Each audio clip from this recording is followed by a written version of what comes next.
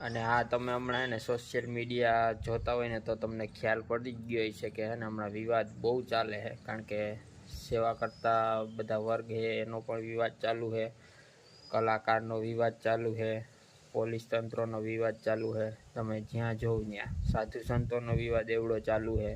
એટલે જ્યાં જોઈએ ને ત્યાં વિવાદ જ અત્યારે ચાલુ છે. અને આમાંથી ખબર નથી પડતી કે કોણ સાચું અને કોણ ખોટું. બંને પાસે પુરાવા તો એક સરખા અને લીગલી પુરાવા જ પાછા હોય છે.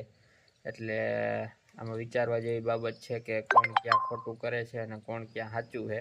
કંઈ નક્કી ન કરી શકીએ આપણે, કારણ કે બધાય પોતપોતાની રીતે પોતાના પુરાવા સાથે લઈને જ બેસે અને સાથે પોતાની દલીલ કરે. એટલે આમાં નક્કી ના કરી શકાય. અને ફાઇનલી પછી બધો કેસ કોર્ટમાં જાય ને કોર્ટ પછી પુરાવા ઉપર જ ફાઇનલ ડિસિઝન લેતી હોય. પણ પુરાવા બંનેના એટલા સ્ટ્રોંગ હોય કે એમાં પછી કંઈ આગળ થઈ શકે એમ જ નહીં હોય.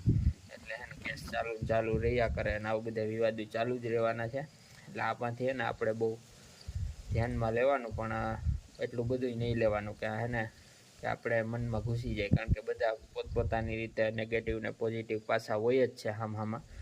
કારણ કે પોઝિટિવ વધારે હોય તો એ થોડોક સારો વ્યક્તિ ગણાય છે, નેગેટિવ વધારે હોય તો એ બહુ નબળો માણસ ગણાય છે. એટલે બેયના પાસા તો રહેવાના જ છે, સારું અને ખરાબ બંને બાજુ સિક્કાની બે બાજુની જેમ જ હોવાનું છે.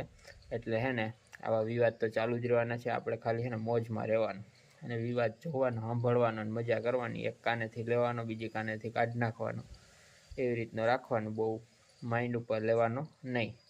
તો હે ને આવું બધું ચાલ્યા જ રાખવાનું છે.